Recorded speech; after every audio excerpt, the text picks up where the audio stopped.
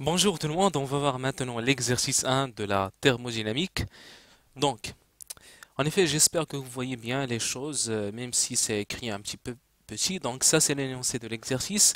Et là, je vais tout simplement faire les réponses aux questions présentées dans cet exercice. Donc, qu'est-ce qu'on a ici? Qu'est-ce qu'on a? Donc, l'état initial d'une mole de gaz parfait. Donc on a en effet un gaz parfait, on a affaire à un gaz parfait. L'état initial d'une mole, une seule mole de gaz parfait est caractérisé par P0 est égal à 2 fois 10 à la puissance 5 Pascal. Donc Pascal, c'est en effet l'unité internationale pour ce qui concerne la pression. Voilà. V0 est égal à 14 litres. Attention, ce n'est pas l'unité internationale, donc il faut en effet transformer le litre. Donc on a un litre. C'est 10 à la puissance moins 3 mètres cubes. Donc V0 est égal à 14 litres. On fait subir successivement à ce gaz les transformations réversibles suivantes.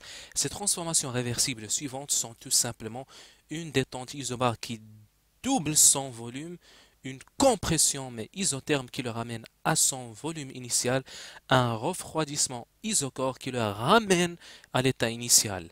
Donc première question, représentez en effet le cycle de transformation dans le diagramme PV. Donc on va en effet répondre à cette première question. Donc première question. On va voir tout simplement pour ce qui concerne cette première question, la représentation de cette transformation dans le diagramme PV. Donc le diagramme PV qui est tout simplement le diagramme de Clapeyron, il est le suivant. Donc on a P, V. Ça c'est tout simplement le diagramme PV qui est tout simplement le diagramme de Clapeyron. Donc on a en effet l'état initial d'une mole de gaz parfait est caractérisé par P0 et V0. Donc je vais dire que ça c'est P0 et ça c'est V0. Donc l'état initial c'est exactement ça. Cet état initial, je vais le noter tout simplement par exemple par A0. Donc la première transformation, il s'agit d'une détente isobare qui double son volume. Quand on dit une détente, cela veut dire que le volume va augmenter. C'est une détente isobare, cela veut dire que la pression est constante. Donc en effet, ça, c'est une isobare. C'est-à-dire que la pression est constante, puisque ça va doubler son volume, je vais prendre ce volume et je prends le double.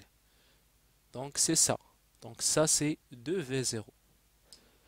Donc ça c'est, voilà, et je vais appeler ça A1. Je vais dire que 2V0 c'est V1. Donc ça c'est la première transformation qui est tout simplement une isobare. Après, on fait une compression isotherme qui le ramène à son volume initial. Donc, isotherme, il s'agit de quoi? Il s'agit d'une hyperbole. Donc, cette compression isotherme, il va le ramener à son volume initial. Il n'est pas dit que c'est une compression isobare, donc, puisque c'est isotherme, la pression va augmenter. Je vais en effet, qui va le ramener à son volume initial. Le volume initial, c'est V0. Donc, cet état va être ici. Quelque part là, parce qu'il va le ramener à son volume initial.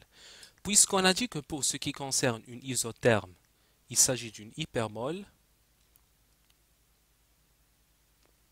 Donc, voilà la deuxième transformation. Je vais ici faire ces deux choses-là pour dire que c'est la deuxième transformation. La troisième transformation, il s'agit d'un refroidissement isochore qui le ramène à l'état initial. Donc isochore, c'est-à-dire un volume constant. Donc automatiquement, ça c'est une isochore qui va le ramener. Voilà donc Voilà. Donc il faut que ça soit bien droit, s'il vous plaît. Ça, c'est une isochore. Donc je vais appeler tout simplement ça A2. Donc on constate ici que P0 c'est P1. On constate que V0 c'est V2. Et ici c'est tout simplement le P2. Eh bien ça bien sûr c'est un refroidissement parce qu'en effet il faut savoir que les isothermes par exemple on les représente comme ça. Donc par exemple si j'avais T1, T2, T3, T4, il faut savoir que T1 elle est inférieure à T2 qui est inférieur à T3 qui est inférieur à T4. Dans ce cas-là, j'ai par exemple j'étais sur cet isotherme et on a pu descendre. On a pu descendre à une température qui est inférieure, qui est par exemple cette température. Donc ce chemin-là, il s'agit d'un refroidissement.